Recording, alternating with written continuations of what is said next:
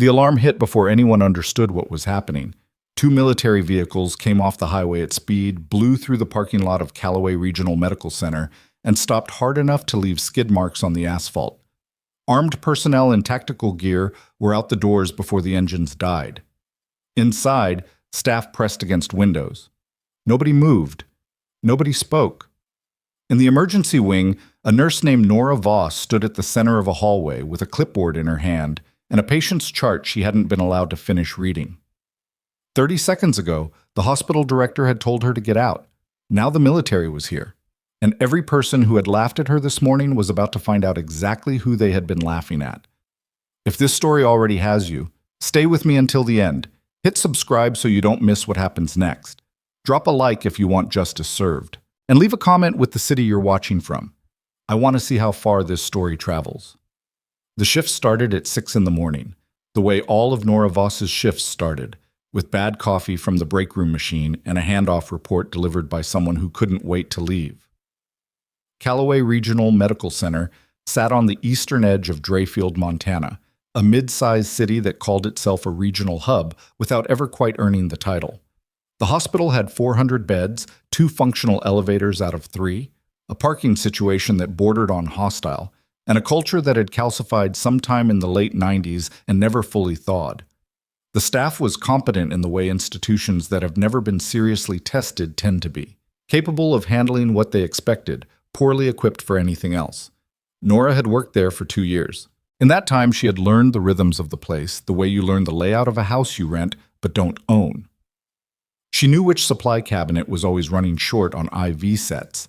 She knew which attending physician wrote discharge orders before actually examining patients, and which one would stand in a patient's room for 40 minutes because he couldn't stop talking about his renovation project. She knew the overnight charge nurse kept a handwritten list of complaints she'd been meaning to file for 7 months and hadn't. She knew the director, a man named Gerald Holt, referred to the nursing staff collectively as the floor team, as though they were a maintenance crew rather than clinicians. She had heard him say it directly. She had not said anything back. That was the job. Nora was 29 years old, 5'6", with dark hair she kept pulled back during shifts and a face people described as hard to read. She was precise without being cold. She was patient in the way that sometimes gets mistaken for passivity. She did not volunteer information about herself. Not her opinions, not her history, and certainly not the 12 years that existed between the version of her that had shipped out at 17 and the version that had walked into Callaway Regional's HR office with a nursing license and a 2-page resume that stopped well short of complete.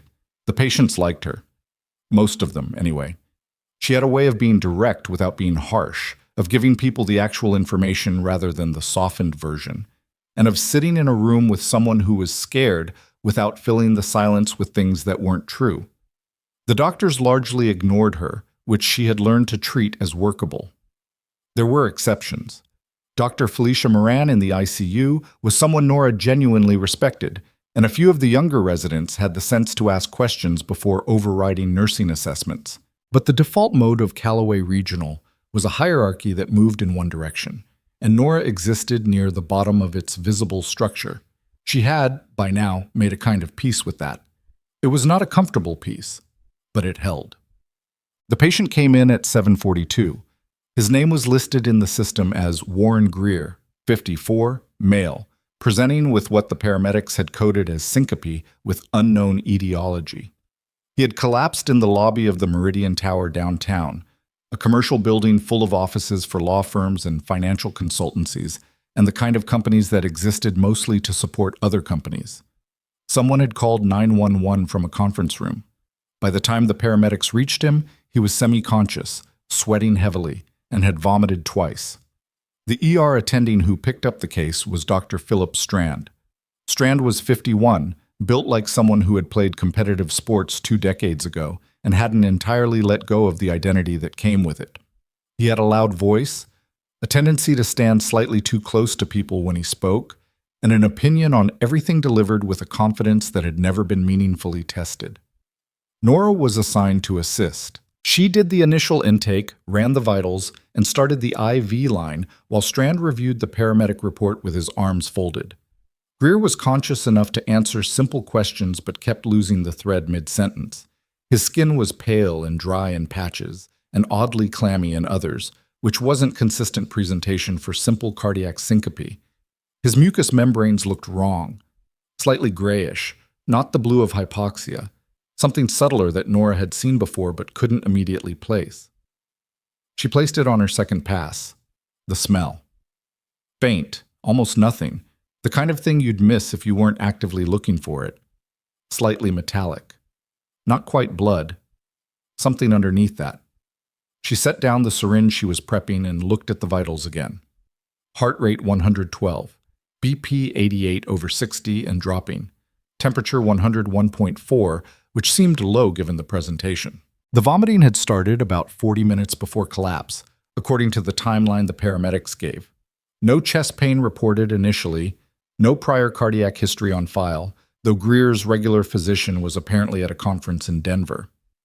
"Dr. Strand," she said. He didn't look up from the paramedic report. "I want to flag something with the presentation. I'm reading it. I think we should consider expanding the tox panel and running a complete blood count before we go to the cardiac workup. The symptom progression doesn't fit a standard syncopal episode." Strand looked up then, the way people look up when they've decided to be patient about something that is trying their patience. He's 54, he collapsed, he's got a heart rate over 100, and his pressure is dropping. That's a cardiac workup. His mucous membranes are grayish. The smell on him is metallic, but not blood.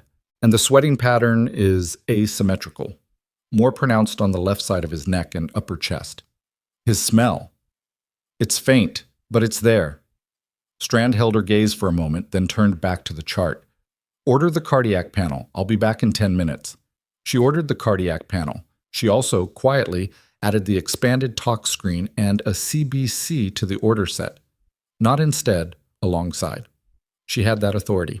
Nobody questioned it at the time. Greer grabbed her wrist as she was adjusting his IV. "My son," he said. His voice had the loose, effortful quality of someone swimming up through thick water. "Is my son coming?" "We're trying to reach your family now, Mr. Greer. Is there someone specific you want us to call?" "Marcus. My son, Marcus." He swalched her face for something.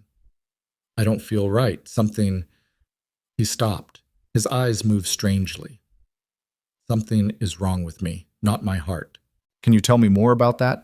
But he was already losing it again, sliding back into the half-conscious state, his grip loosening. She stood there for a moment after he let go, looking at the monitor, and felt the things she had learned over years to trust. Not instinct exactly, more like accumulated pattern recognition that hadn't learned to announce itself as anything other than unease. She pulled out her phone and ran a search on the symptom cluster. She knew what she thought she was seeing. She wanted to be wrong. The results didn't make her feel wrong. But Gerald Holt arrived in the ER at 9:15. This itself was unusual. Holt operated primarily from the administrative floor, coming down to the clinical areas for rounds that were largely ceremonial, appearances designed to demonstrate engagement without requiring any. He wore a suit to work every day, in a building where most people wore scrubs or lab coats, which communicated something. He came down because Warren Greer was not a nobody. He wasn't a public figure exactly, but he was board adjacent at 2 local foundations and had been quoted in the regional business press several times as a prominent local investor. The kind of person whose presence in a hospital bed activates a different set of concerns than the general population. Strand met Holt at the entrance to the bay. Nora was at the nursing station reviewing Greer's preliminary labs, which had just come back partial. The cardiac markers were borderline, not definitive, but the expanded tox panel had flagged 3 values she hadn't expected. She got up and walked over. "Mr. Holt," she said, "I need to present something on this patient." Holt turned to look at her with the expression of a man who has been interrupted by someone he doesn't fully recognize. "And you are?" "Nora Voss. I'm the primary nurse on Mr. Greer's case." "Okay, Nora." He said her name the way people say it when they don't plan to use it again. "Dr. Strand has the case. I'm here to make sure our patient has everything he needs." "That's what I'm trying to ensure." His expanded tox panel came back with some abnormal values that I think changed the differential significantly. His white count is elevated in a pattern that's inconsistent with simple cardiac event. And the three metabolic values that flagged. I've seen this before. Not here, but I've seen it. Strand stepped in. She thinks there's a smell. The way he said it, the particular flatness of it, was designed to make her sound irrational without using a word that would accomplish that directly. It was a practiced move. She recognized it. Holt looked at her for a moment. What's your background, Nora? How long have you been a nurse? 2 years at Callaway. I've been in medical care considerably longer. At other hospitals? She paused. In other settings. Holt didn't pursue it. Dr. Strand, what's your plan? They talked for 4 minutes as though she wasn't standing there. Then Holt turned back to her with a smile that didn't involve his eyes.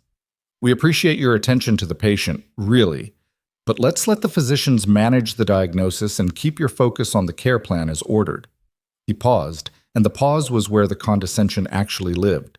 That's what we need from you right now. I understand that. I'm asking you to take the tox panel results seriously before we... Thank you, Nora. The conversation was over. She knew the sound of a closed door. She went back to the nursing station. She documented everything she had observed, everything she had communicated, and the exact time of each exchange, with specificity that someone less practiced at this might have found excessive. She had learned the hard way that documentation was the only thing that held when everything else gave way. By 10:30, Warren Greer was not improving. The cardiac medication Strand had ordered had not moved his pressure in the direction anyone wanted. His mental status was fluctuating more dramatically now. Lucid enough to complain about the light in his room, then not lucid enough to answer when the attending asked if he'd taken any medications that morning. And at the end of the East Corridor, a man named Devin Okafor was in Bay 6 with his wife, who had been brought in from the same building where Greer had collapsed. Her name was Susan Okafor. She was 47, no prior health conditions, and she had presented with what her husband described as sudden extreme nausea, cramping, and confusion that had come on within the last 2 hours. She had been at a meeting in the Meridian Tower. 3rd floor. Nora was the one who made the connection. She found out about Susan Okafor because she was covering the East Corridor when the handoff happened, and she happened to be standing at the nursing station when the admission came through. She looked at the address on the intake form. She looked at the timestamp. She pulled up Greer's chart on the secondary monitor. Same building, different floors. Symptom onset approximately 40 minutes apart. She stood there very still for a moment. Then she went to find Dr. Moran. Bumped. Felicia Moran was in the ICU on the 2nd floor, updating a chart. She was a small woman in her mid-40s with reading glasses pushed up into her hair and the particular look of someone who had survived enough institutional politics to be done pretending they didn't exist. Nora laid it out in under 2 minutes. The shared location, the symptom overlap, the tox panel values, the presentation characteristics, the smell, the asymmetrical sweating pattern, the specific color shift in the mucous membranes, the symptom timeline. Moran listened without interrupting, which was not something everyone did. What do you think it is? She asked when Nora finished. I think it could be an exposure event, environmental, possibly chemical. The tox panel flagged values consistent with a specific class of compound. I don't want to speculate past what the data supports, but I think we need to isolate both patients, notify infectious disease at minimum, and contact the county health office. Moran took her glasses off her hair and put them on. You've seen this before. Something like it. Where? A pause. I can't go into detail, but I'm not guessing. Moran looked at her for a moment, the way people look at someone when they're trying to decide something. Then she said, I'll come down and review both charts. Give me 10 minutes. Nora went back to the ER. She was in the hallway outside Bay 4, Greer's Bay, when Gerald Holt stepped out of the elevator with Dr. Strand and a man she didn't recognize but who had the particular posture of someone in hospital administration. Holt saw her immediately. Ms. Voss? His voice was flat. He stopped walking and the other two stopped with him. Did you contact Dr. Moran about this patient without clearing it through Dr. Strand? The man she didn't know was looking at her with an expression of mild, detached curiosity, like this was something happening at a safe distance from him. I contacted Dr. Moran, because I believe we may be looking at a multi-patient exposure event involving a shared location, and I wanted a second clinical perspective. That's not your decision to make. I documented my concerns at 9:22 this morning. I communicated them directly to you and to Dr. Strand. Neither concern was addressed in the patient care plan. Because we have qualified physicians managing this case.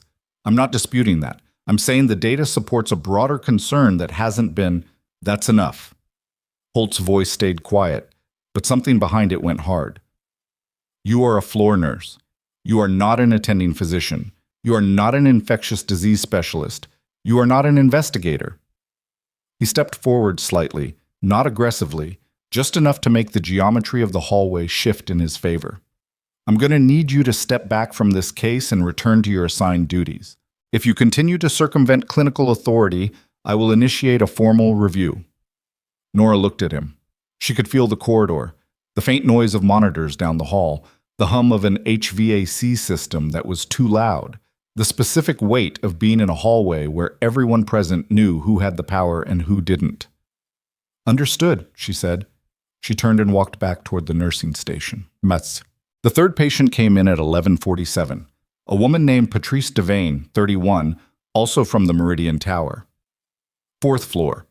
She had driven herself to the ER because she thought she had food poisoning, and she had deteriorated so quickly in the waiting room that a triage nurse had fast-tracked her past 4 other patients. Nora was at the nursing station when Devane's intake came through. She read the address. She read the symptom notes from triage. She read the time. She pulled up the hospital's incident reporting system and began to type. She wrote a formal safety concern report documenting all 3 patients, the shared location, the symptom presentation patterns, and the timeline. She cited specific values from Greer's tox panel and her documented attempts to raise the concern through clinical channels. She sent it to the patient safety officer, the infection control coordinator, and because the patient safety officer had been on leave for 6 days and the cover arrangement was unclear, the state health department's regional reporting line. She pressed submit. Then she stood up, walked to bay 6, and quietly told Susan Okafor's nurse that she needed to flag something about the patient's care. She was in that conversation for 3 minutes before Gerald Holt appeared at the end of the hallway. He was not alone this time. He had HR with him, a woman named Linda Foss, whom Nora recognized from the 2 times she'd sat in on compliance training sessions. Nora, Holt's voice had gone to somewhere very quiet. My office. Now. Get.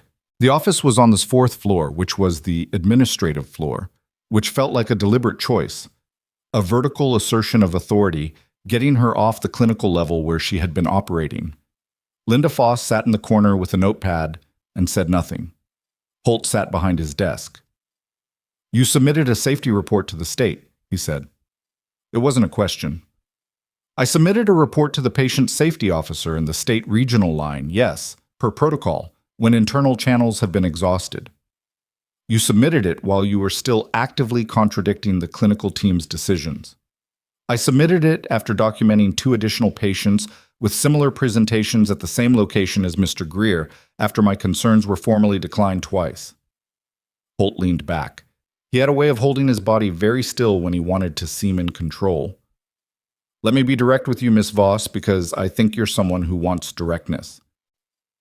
He paused to let her understand that this was a courtesy he was extending. You are a competent nurse. You have a good instinct for patient care. But what you've done today has created a disruption in our clinical environment that our physicians now have to manage in addition to their caseload. You went around the chain of command, you involved outside agencies without authorization, and you've caused unnecessary alarm in a department that is operating under pressure.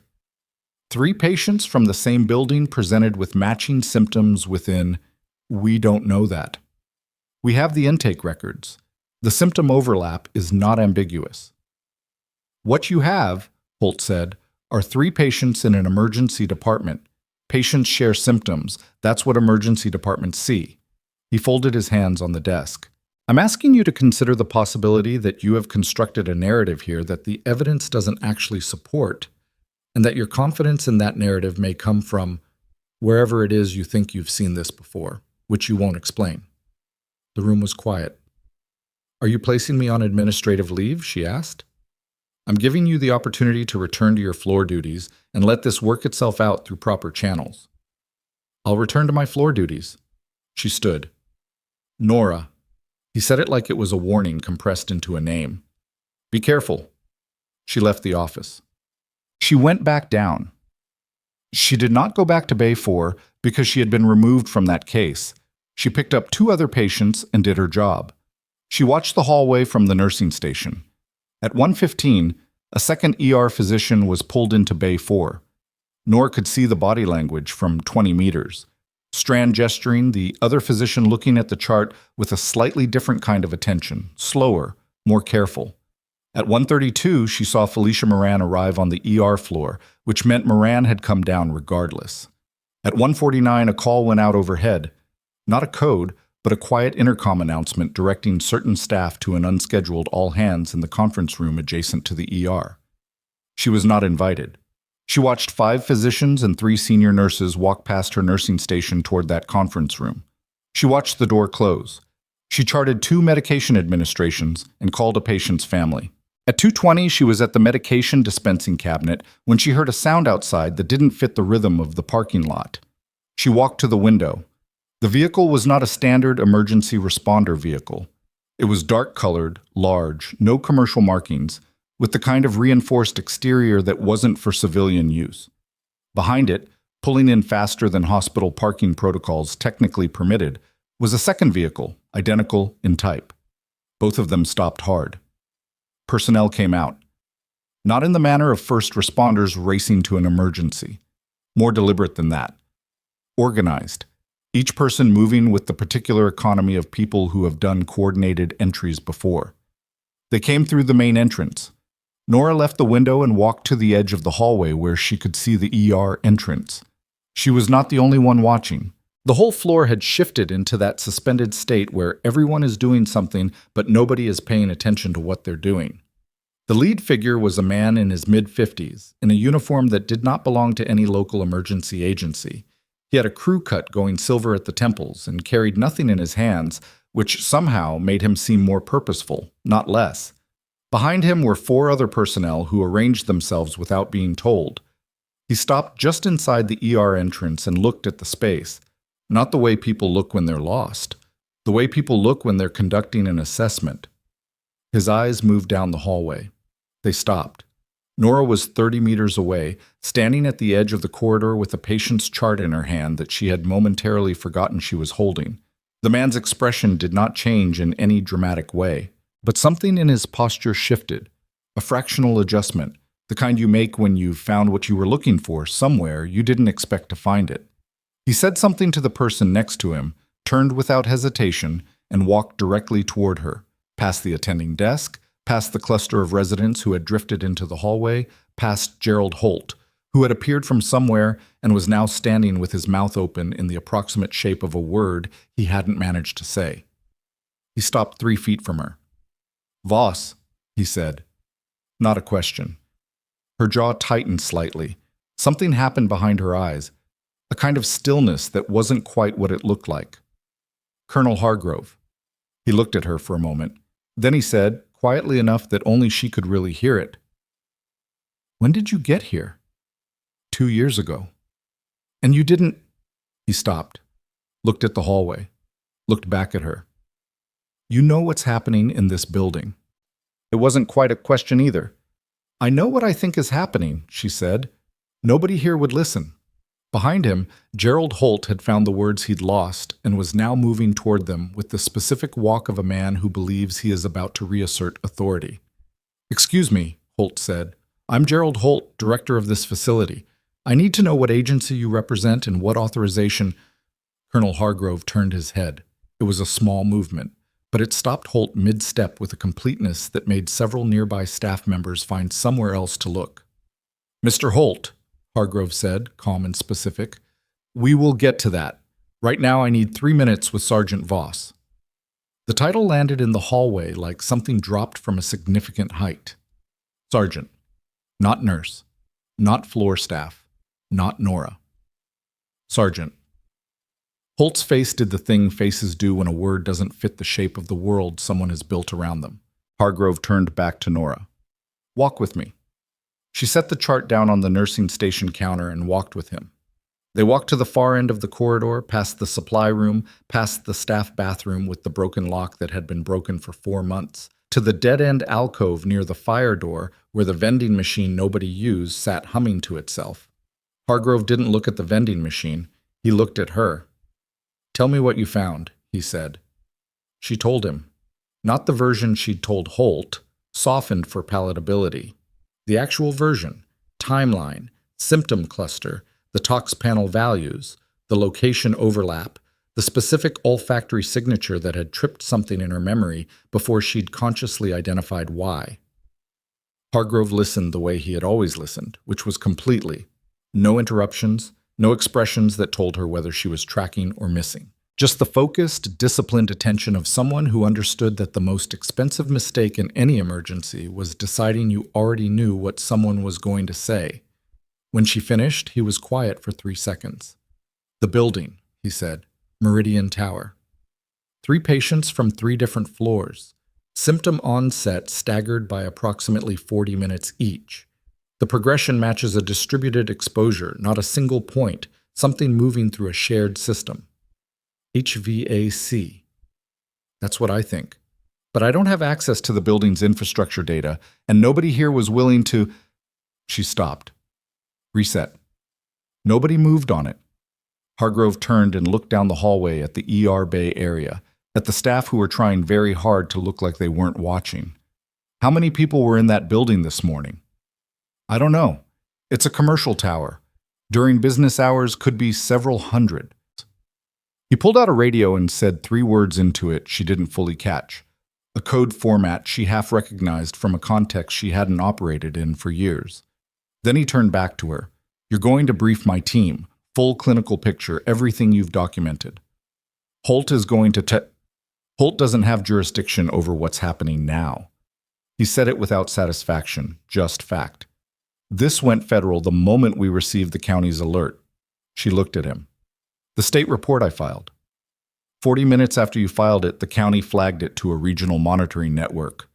40 minutes after that, we were moving. He paused. You did the right thing. She didn't answer that. It wasn't the kind of thing she'd been waiting to hear, and they both knew it. What is it? Do you know what the compound is? We have a working hypothesis. We need your clinical observations to confirm the exposure pattern. He looked at her steadily. I need you operational, Voss, not as support staff, as the primary clinical contact for this response. I'm a floor nurse here. You were a lot of things before that. The briefing happened in the hospital's smaller conference room, not the one the physicians had been using, a different one that Hargrove's team commandeered with the particular efficiency of people who had done this before. They pushed 2 tables together, set up a laptop and a portable display unit, and were ready in 8 minutes. There were 6 of them, not counting Hargrove. 2 in uniforms, 4 in what passed for civilian clothes, but worn with a posture that gave the game away. One of them, a woman in her 30s named Reyes, introduced without a first name, which Nora recognized as a habit, sat with a tablet and transcribed everything. Nora laid out the clinical picture, all 3 patients, the symptom progression, the labs, the timeline correlation. She described the tox panel flags with specificity, cited the values, noted the ones that had diverged from expected baseline in ways that standard cardiac or infectious presentations didn't account for. Hargrove's team asked good questions. Sharp, precise questions that told her they already had a framework and were using her observations to test it. The asymmetrical perspiration pattern, one of the uniformed men said. Left dominant? In Greer, yes. I didn't have direct access to the 3rd patient. That's consistent, he said, and glanced at Hargrove. Consistent with what? Nora asked. Hargrove looked at her. You've seen the compound before, not this variant, but the class. Tell me which variant. He did. She sat with it for a moment. The compound he named belonged to a family of agents she had encountered once, not in a hospital, not in any civilian setting. In a context so far removed from a commercial tower in Drayfield, Montana, that the idea of it being here felt almost geometrically wrong. like a piece from one puzzle appearing in the middle of a different one entirely. "That shouldn't be here," she said. "No," Hargrove agreed. "It shouldn't. If it's moving through the HVAC, then anyone in that building this morning, we have teams at the Meridian Tower right now. Building is locked down. Evacuation was completed 17 minutes ago. How many were inside? We're still accounting. Current estimate is around 260 people who were in the building between 7 a.m. and the lockdown." The number sat in the room. "Not everyone will show symptoms," she said, working through it. "Exposure would vary by floor, by duration, by proximity to the intake vents. The people showing up here are the high exposure cases, the ones who were closest to the source or stayed longest." "Which means," Reyes said without looking up from her tablet, "you're going to see more." She was right. By the time Nora walked back onto the ER floor with Hargrove's team behind her, 2 more ambulances were pulling into the bay. The triage area had the specific controlled chaos quality of a department that has just realized it is behind the curve of something moving faster than it anticipated.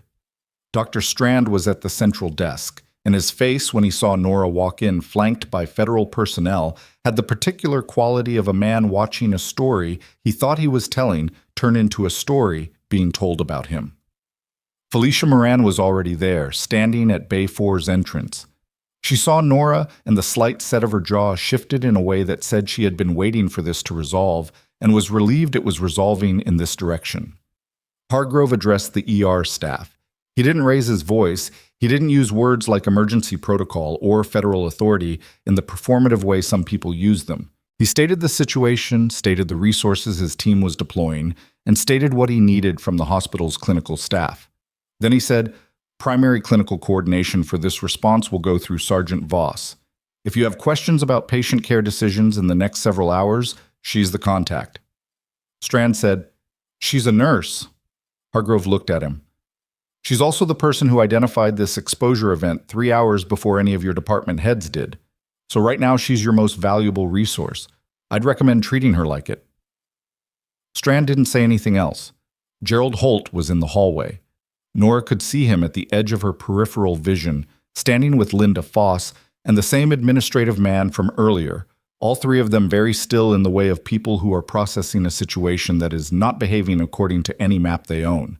She did not look at them directly. She didn't have time. "Dr. Moran," she said, "I need you with me on the incoming patients. I'll brief you on the exposure classification and the treatment modifications. Standard supportive care is going to be insufficient for the high-dose cases." Moran fell in beside her without hesitation. "Talk." They walked toward the incoming bays and Nora talked, laying out what Hargrove had told her, what the compound did, what the progression looked like, and where it deviated from what the attending physicians had been assuming. Moran listened in the same complete way she always listened, and when Nora finished, she said, "The medications they gave Greer, some of them won't have helped. A few may have interfered with—" She stopped. "We need to check his current status before we adjust anything." "Already pulling it." The next 2 patients came through the doors, a man in his 40s and a woman who looked to be about 60, both presenting with variations of the same symptom cluster Nora had been tracking all morning. The woman was the worse of the 2, her breathing shallow and labored in a way that moved her from serious to urgent before she'd cleared intake. Nora took the woman. She worked fast, faster than she usually let people see her work, because in civilian settings there was a kind of social tax on moving with that kind of focused speed.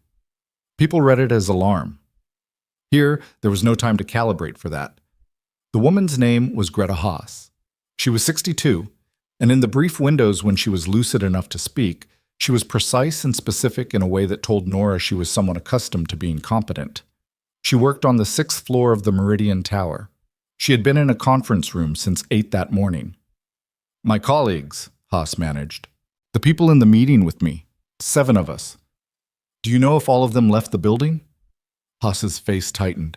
"Martin didn't. He said he felt fine. He stayed." Nora relayed the name and the floor number to Reyes, who was standing at the edge of the bay. The information disappeared into a radio transmission. She didn't find out until later whether they reached Martin Falk in time. The next escalation came from a direction nobody had anticipated. At 3:40, one of Hargrove's uniformed personnel came through the ER doors at a pace that was not quite running, but was several steps past walking, and went directly to Hargrove with a tablet. Nora was 20 feet away adjusting Greta Haast's oxygen flow when she heard the change in Hargrove's voice. Not louder, but with a different tension in it, like a cable being pulled taut. She finished what she was doing, handed off to Moran, walked over. Hargrove looked at her when she arrived. "The building's monitoring system," he said. "The environmental sensors, someone disabled them." She went very still. "When?" "Last night, between 10 p.m. and midnight." "That's not a malfunction." "No," he said. "It's not." The thing that had been sitting at the back of her mind since the first patient, the thing she hadn't fully let herself reach for because it was the kind of conclusion that required more than a feeling, surfaced completely. "The compound doesn't appear in a commercial HVAC system by accident," she said. "Not this compound. The acquisition alone is controlled at a level that narrows the field significantly." Hargrove's voice was careful. "We are looking at a deliberate introduction." The word hung in the air between them. Deliberate. She thought about the 3 patients, about Greta Haas's breathing and Warren Greer's grip on her wrist, about the 7 people in a conference room on the 6th floor, one of whom had stayed behind because he felt fine. "Who owns the building?" she asked. Hargrove looked at her for a moment. "That's being investigated." "Is it in the scope of my clearance?" A pause. "The property management company has a holding structure that runs through a series of shell entities. The investigators are working through it. What I can tell you—" He stopped, recalibrated. "Nora, focus on the patients right now.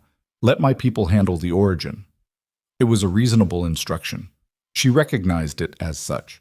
She also recognized it as the kind of instruction given when the answer to the question being redirected away from is something that hasn't been cleared for the room yet. She went back to the patients. The ER transformed over the course of the next 2 hours in the way spaces transform when they are forced to become something they weren't built to be. Hargrove's team had established a secondary triage area in the corridor outside the main bay, with specific screening criteria for the exposure profile. The hospital's own incident command structure had been activated, nominally, though it was running parallel to the federal response rather than integrated with it, 2 systems trying to occupy the same space with different operating logics. Nora moved between the 2 without difficulty because she understood both. The hospital wanted hierarchy and documentation and sign-off chains. The federal response wanted information moving fast to the people who could act on it. She had spent years in environments where those 2 imperatives had to coexist badly, and she knew how to find the path between them. She ended up being the path between them. She didn't decide to be. It evolved because she was the person both sides would talk to, and because when a decision needed to be made and the 2 systems were pointing in different directions, people started looking at her to say which way. Dr. Moran noticed it before Nora fully did. At one point, passing each other near the medication dispensary, Moran said quietly, "You know you're running this now." "I'm coordinating." "That's what running it looks like." Moran was already moving again. "Don't slow down." Gerald Holt had not disappeared. That would have been easier. He remained present, on the periphery, watching, occasionally speaking in low tones to Linda Foss or making phone calls from the administrative alcove near the elevators. He had the look of a man who had lost control of a situation but hadn't yet accepted that there was no version of events in which he regained it. At 4:15, he made one more attempt. He came to where Nora was standing at the central desk reviewing an updated symptom inventory and said, with a composure that was clearly manufactured, "Ms. Voss, I want to be clear that any decisions being made about Callaway's patients still need to run through our clinical leadership." She looked up. "Mr. Holt, I have 6 patients with confirmed exposure presenting with varying degrees of the same toxic insult and 2 more incoming from the county notification list. If you have a specific clinical concern, please bring it to Dr. Moran or Dr. Strand. Right now I'm not talking about a clinical concern, I'm talking about authority." "Then talk to Colonel Hargrove about it." She turned back to the chart. "He'll explain the federal overlay." She heard him draw breath for a response and not find one. She heard his footsteps move away. She did not watch him go. God. The 7th patient was the one who changed the shape of everything. His name, when they got it from the paramedics, was Dominic Kessler. He was 38 years old, he had collapsed in the parking structure adjacent to the Meridian Tower, and he had not been inside the building, or not as a regular occupant. The paramedic who brought him in handed Nora the intake sheet with a particular expression, the kind that meant there was something on it worth noting. She read it. Building maintenance contractor. Had been in the building the previous evening performing an HVAC inspection. Scheduled per the work order. Routine seasonal filter check. She looked at the paramedic. What time was the inspection? Work order shows him checking in at 9:47 p.m. Checked out at 11:20. 10 p.m. to midnight.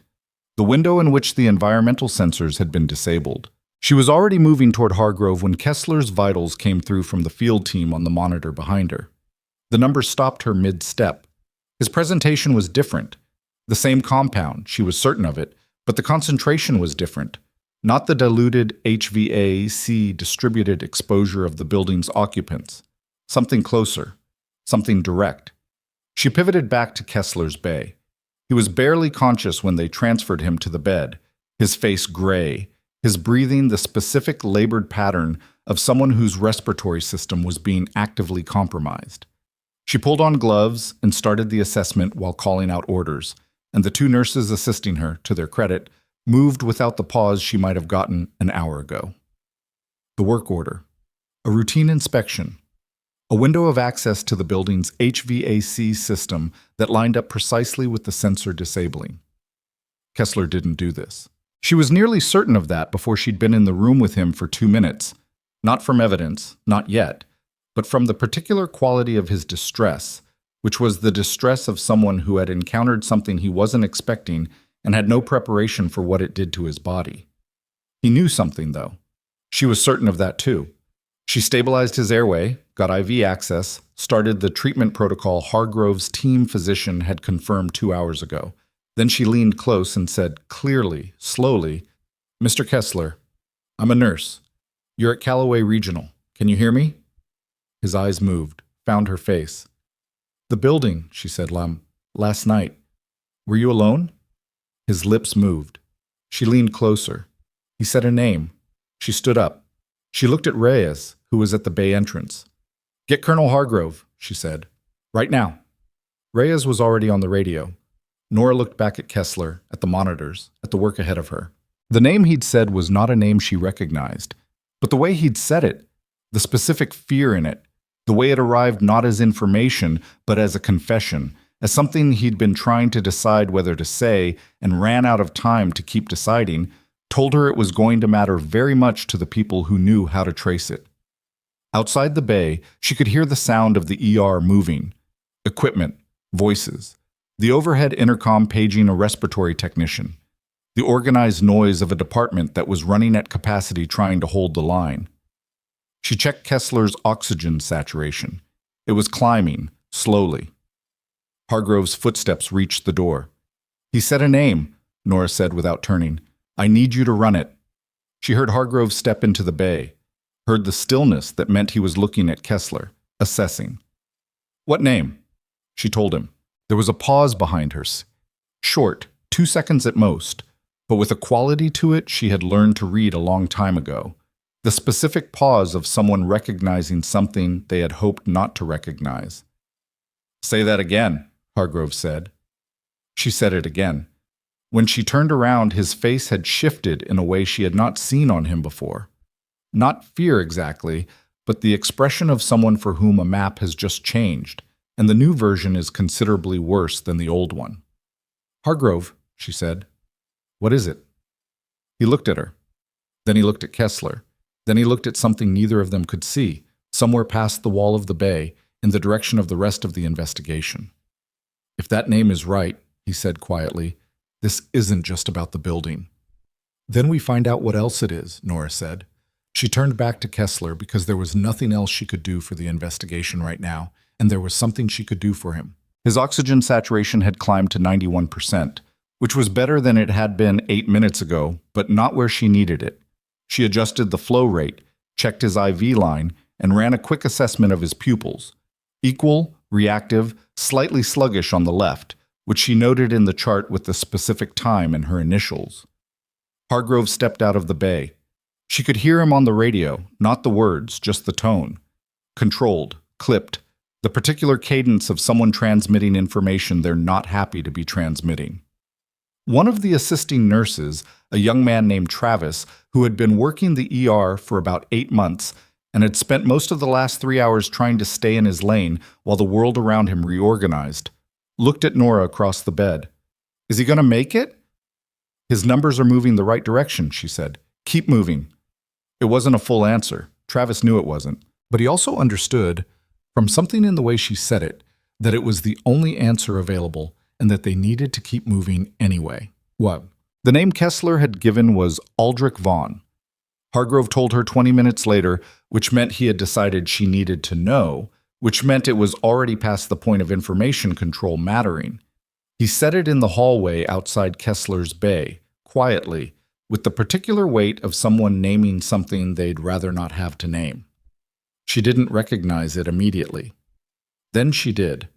Not from personal contact, but from a briefing she had sat through 7 years ago in a room with no windows, in a context she was not going to explain to anyone in this hospital. A name on a list that had been described at the time as a person of significant ongoing interest to multiple agencies across 2 continents. "He's in Drayfield," she said.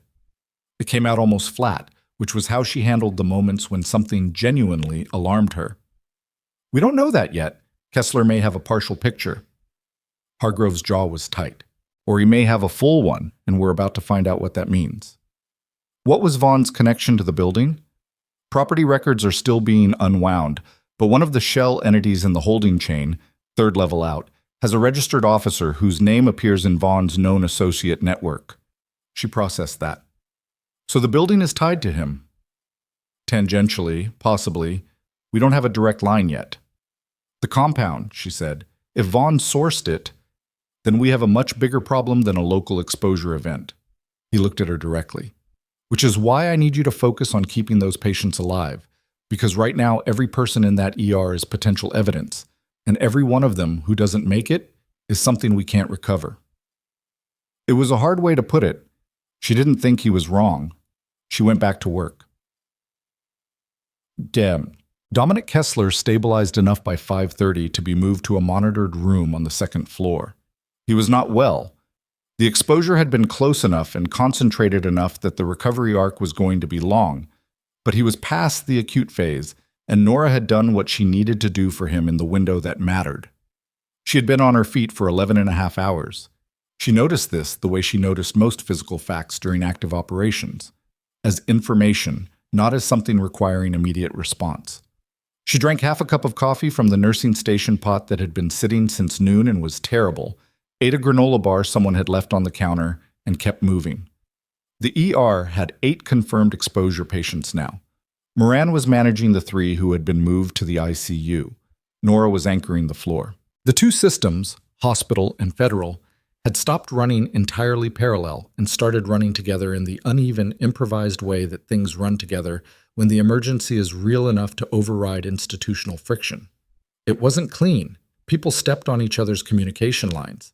A medication order got duplicated and caught before it was administered, which was good, but the fact that it happened meant something about the pressure the staff was operating under. 2 residents had the kind of argument in a supply room that only happens when people are frightened and exhausted and too professional to show either directly. Nora intervened in that briefly because it was going to spill out and affect patient care if she didn't.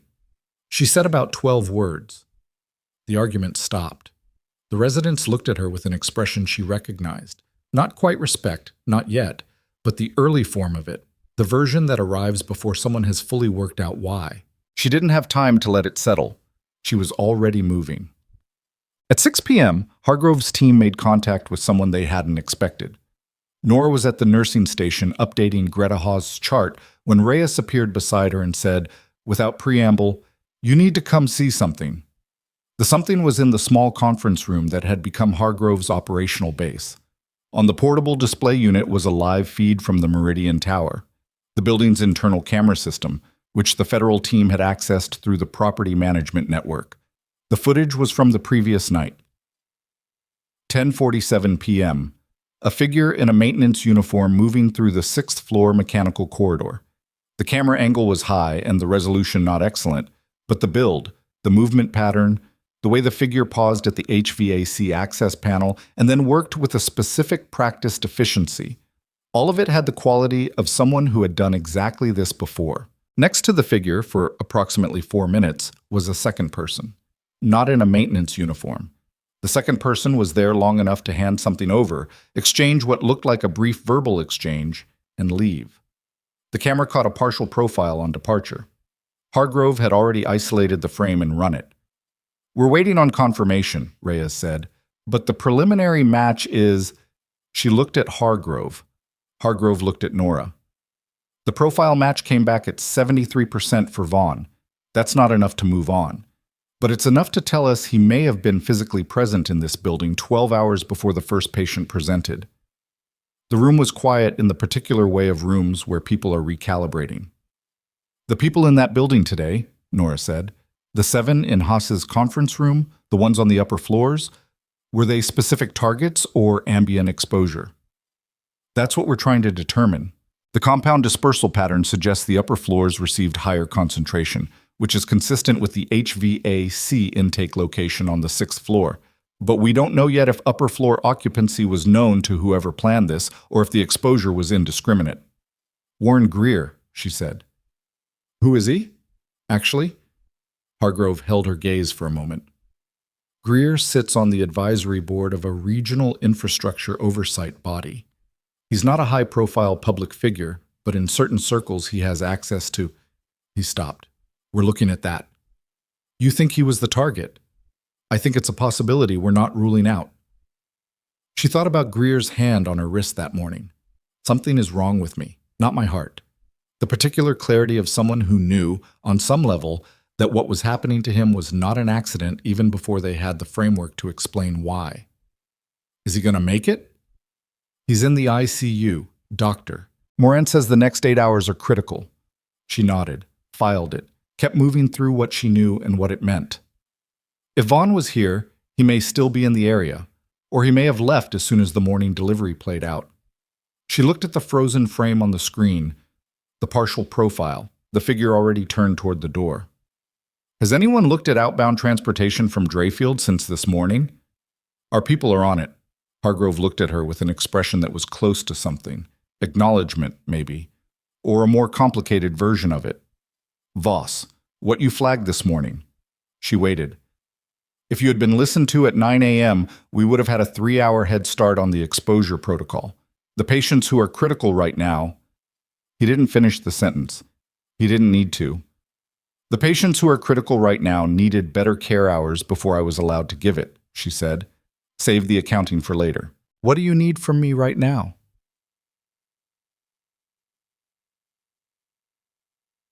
What he needed, it turned out, was her in the room when the investigators arrived. 2 federal investigators reached Callaway Regional at 6:45.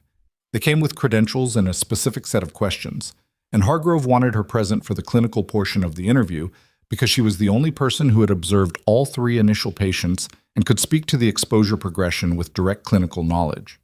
The investigators were a man named Brecht and a woman named Sato. They were efficient and specific and did not waste words on pleasantries, which Nora found easier to operate with than the alternative. She answered their questions about the patients with the same precision she brought to everything, citing times, values, observations, and the exact nature of her communications with hospital leadership.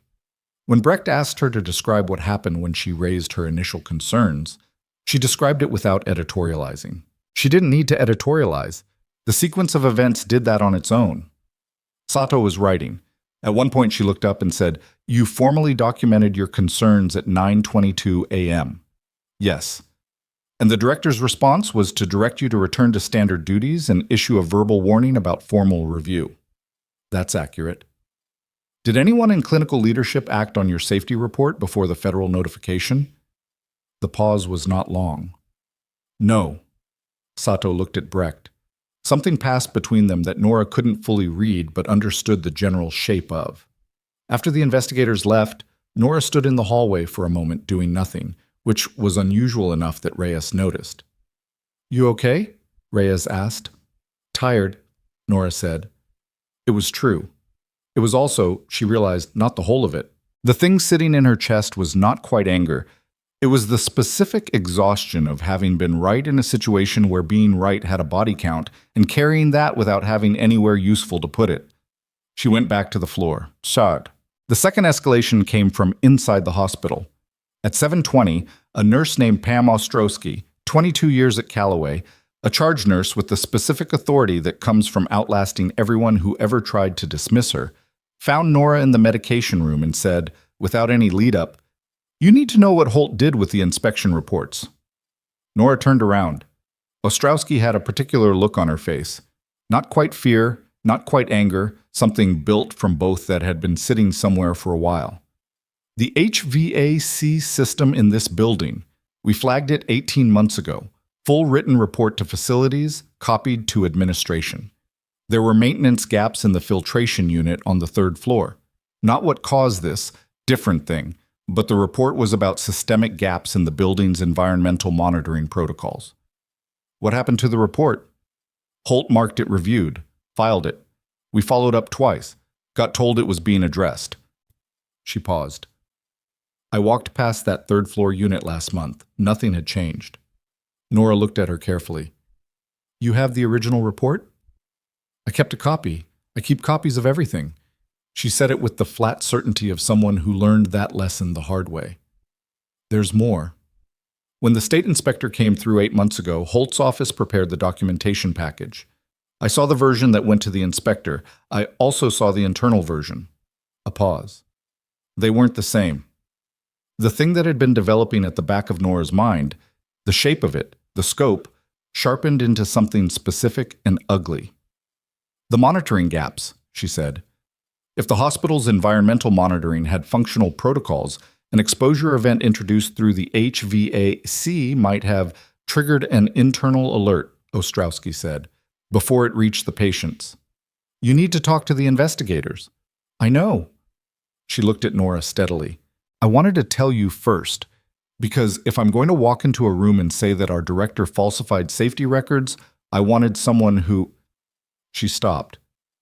You've been right about everything today. That doesn't make it easier. No, Ostrowski said, but it makes it worth it. Nora walked her to where Brecht and Sato were still working. What happened in the next 90 minutes moved faster than she could track in real time and only made full sense later. The investigators requested Callaway's internal safety documentation going back 3 years. They requested it with the particular language that meant they were requesting it in a way that didn't require Holt's approval. Someone in administration, not Holt, someone several levels below him who had clearly decided which way the wind was going, provided access. Hargrove's team cross-referenced the building maintenance records from the Meridian Tower with a database Nora didn't have clearance to look at directly, but the result of that cross-referencing was that 3 additional names appeared in the investigation that hadn't been there before. 2 of them connected to the building's property chain. 1 of them connected to something else. Something Hargrove was not yet sharing, but that had caused him to make 4 rapid calls in succession and send 2 of his personnel out of the building. Gerald Holt was asked to remain in the hospital. He was not arrested, not yet. But the request came through official channels with a specificity that told Nora, and anyone else paying attention, that the conversation between Holt and the investigators was not going to be the kind where a hospital director could redirect the agenda. She was in the ICU corridor, updating herself on Warren Greer's current status through Moran, when she heard Holt's voice carrying from the far end of the hallway. She couldn't make out the words, but she could make out the tone, and the tone was not the controlled, managed voice of a man conducting institutional authority. It was the higher, thinner voice of someone who has been told something they were not prepared to be told. She looked at Moran. Greer's pressure is holding, Moran said, pulling them back to what they could actually affect. The treatment adjustment you and the federal physician agreed on at 4 p.m., I think it made the difference. His creatinine is still elevated but trending down. He should be intubated if his respiratory status drops below it. Already in the standing order, I added it an hour ago. Nora nodded. There was a particular quality to working with Moran. The sense of someone who moved at your speed without needing to be asked. who brought their own judgment rather than waiting for direction. She had not had that much at Callaway. She realized, with a clarity that arrived unexpectedly, that she had missed it. "Your people," Moran said. "The military. Are they going to be here long?" "I don't know." "And you?" Nora looked at her. "I work here." Moran studied her for a moment. The particular look of someone assembling a picture that's been incomplete for a while and is now getting its missing pieces filled in. "I've watched you work for 2 years," she said. "I thought you were good. I want to say I also thought you were—" She stopped. "I should have pushed harder when you came to me this morning. I came down, but I came down slowly." "You came down," Nora said. That mattered. It wasn't an absolution. She didn't think Moran wanted one. But it was the truth. The third escalation came at 9:15 p.m. and changed everything that was going to happen next. One of Hargrove's personnel, the younger of the two uniformed officers, a man named Pruitt, who had been at the Meridian Tower, came back through the hospital entrance with a look on his face that Nora had learned, over a long career in high-pressure environments, to read correctly. Not the look of someone delivering news. The look of someone delivering news that isn't finished yet. He went to Hargrove. She was close enough to hear. "The building's sub-basement," Pruitt said. "Second sweep. We found a secondary access panel behind the primary HVAC unit, not on any building schematic we were given." Hargrove's expression didn't move. "What's behind it?" "A storage space. Rough, probably pre-existing the building's current use. Inside was a kit." Pruitt looked at his notes, though Nora suspected he had the contents memorized. "Compound residue, consistent with what we've been treating. Distribution hardware, not large scale, designed for targeted release. And documentation." "What documentation?" "Printed, partial. Looks like someone went through it before they left, took the main body of it. But there were pages left behind, maybe dropped, maybe missed in a hurry." Pruitt looked up. "Names, Colonel. A list of names with Meridian Tower office assignments and meeting schedules for today." The hallway seemed to contract slightly. "Greer's name," Nora said. It came out quietly.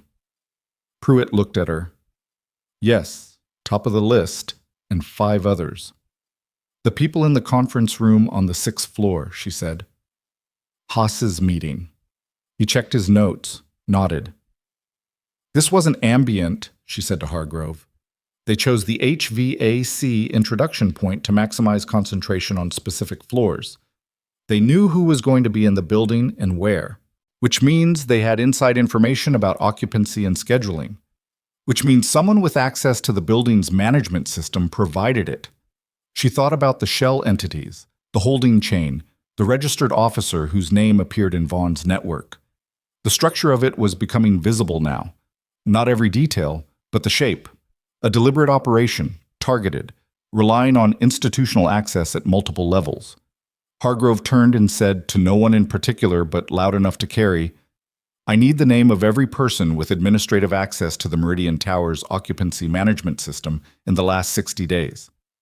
Tonight." The room moved. Nora stood in the middle of it and felt the particular quality of a situation reaching its pivot point. Not the resolution. That was still ahead, still uncertain, still carrying the weight of 8 patients in this building and an unknown number of people who had been in the Meridian Tower and gone home before they understood what they'd been exposed to, who might be symptomatic now, in their homes, alone. "The dispersal population," she said. "The 260 people who were in the building. How many have been medically contacted?" Hargrove looked at Pruitt. Pruitt looked at his radio. "County is running the outreach. Last update I got was 112 confirmed contacts. That leaves 148 people who may be sitting at home with symptoms and no context for them. Public health is... How long ago did public health get the notification?" A pause. "The formal notification went out at..." Pruitt checked. 6:40. That's 2.5 hours ago. At the symptom progression rate we've been seeing, anyone in the high exposure group who was symptomatic at 6:40 is now significantly worse." She looked at Hargrove. "I need to be part of the outreach effort, not supervising from here. Actually part of it. I know what to tell them." "You've been on shift for..." "That's not the question right now." He looked at her, looked at the floor, looked back up. "Give me 15 minutes to set up the coordination." 12, she said. "I want to brief Dr. Moran first." She was already moving toward the ICU stairs when she heard a sound that stopped her. Not a loud sound, a controlled one. Someone's voice, from the direction of the administrative alcove near the elevators, pitched low and urgent. The specific pitch of a phone conversation someone is trying to have without being overheard. She paused. She wasn't trying to eavesdrop. She just knew that voice. Gerald Holt. She couldn't make out complete sentences. She caught fragments, the records, and before they, and something that sounded like Marwick, which was a name she did not recognize in any context related to this hospital. She stood very still. She took out her phone and typed a single note in the plain text document she had been updating all day. Time, location, partial content. Flagged it. Then she sent it to Reyes. 3 seconds later, her phone buzzed. A reply from Reyes. On it. She kept walking toward the ICU stairs. She was 2 steps from the stairwell door when Hargrove's radio crackled loud enough to carry a voice, broken, urgent, and then a clear phrase that cut through the hallway noise without difficulty. "We've got eyes on Vaughn, Drayfield Transit Hub. He's moving." Hargrove was in motion before the transmission finished. Nora stood at the stairwell door and heard the controlled burst of activity from the conference room. Equipment, orders, personnel redistributing at speed, and understood that the investigation had just entered a phase that was no longer about the hospital. She pushed open the stairwell door. She had 12 patients whose lives were contingent on the next several hours of clinical management. She had 148 people who might be deteriorating in their homes without knowing why. She had a director who was making phone calls he shouldn't be making to people whose names she had just documented. She had work to do. She went up the stairs, and 2 floors above her, in the ICU, Warren Greer's monitor began to alarm. She took the stairs at a run, not a sprint. She was too tired for a sprint, and the stairwell was narrow enough that a sprint would have been reckless. But at the fast, controlled pace of someone who has covered ground under worse conditions than this. 2 floors. She hit the ICU door at a push and was through it before the pneumatic hinge had time to argue. The alarm she had heard from below was Greer's cardiac monitor. She could see the waveform from the nursing station before she reached his room. An arrhythmia pattern, not the clean curve of normal sinus rhythm, but the ragged, irregular signature of a heart under chemical stress, trying to maintain a workload it was no longer equipped to handle. The ICU nurse on his case, a man named Terrence, who had 12 years of experience and the focused calm that went with it, was already at the bedside adjusting the infusion rate. "PVC run started about 40 seconds ago," Terrence said without turning. "Rate is holding at 98, but the ectopics are increasing." She pulled on gloves and checked the monitor. The premature ventricular contractions were clustering in a pattern she didn't like, not isolated, not random, but grouped in a way that in the context of this exposure class suggested the compound was still active in the myocardial tissue. "His last potassium? 3.4 came back 20 minutes ago. Low normal. In a cardiac stress patient with this exposure profile, that was not low enough to be the primary driver, but it was low enough to be a contributing factor. Magnesium? Not on the order set. Add it. 2 grams IV over 15 minutes. She looked at the infusion pump. What's his current antiarrhythmic? We started amiodarone at 4 o'clock per the protocol you and Dr. Moran set. Pull the rate back to the lower maintenance dose. The arrhythmia pattern isn't responding to the loading dose the way it should, which tells me we're dealing with a direct toxic effect rather than a secondary electrolyte issue. Pushing more amiodarone without clear evidence of benefit risks hypotension, we can't afford. She was already reaching for the chart. Get Dr. Moran on the phone. She's in the next room. Then get her in here. Moran came through the door in 40 seconds, looked at the monitor, looked at Nora, and said, "Talk to me." Nora talked. Moran listened. The exchange took 90 seconds, which was about 90 seconds of 2 people who had spent the day operating at the edge of their respective competencies, finding out whether they could synthesize what they knew fast enough to matter. "Agreed on the magnesium," Moran said. "I want to repeat EKG now, not in 30 minutes. "Already ordered." Nora looked at Greer through the glass panel of his door. He was conscious, or close to it, the particular shallow breathing stillness of someone whose body is fighting something their mind can't fully track. If the ectopics don't reduce within 20 minutes of the magnesium, I want to discuss lidocaine. It's on my list. Moran was already moving to the EKG equipment. Go do what you were going to do. I have him. Page me if I know. A pause, not unkind. Go, Nora. But the outreach coordination was running out of the administrative conference room on the third floor, which had been converted into something between a call center and a field command post in the last 2 hours. County Public Health had 4 people there. Hargrove's team had 2. The hospital had contributed a social worker and 2 nurses who were off shift but had stayed. Nora walked in, assessed the operation in about 15 seconds, and identified the problem immediately. The call script being used was a general public health notification template. It was designed for disease outbreak communication, which meant it was cautious, dense with qualifiers, and optimized for legal defensibility rather than actionable information delivery.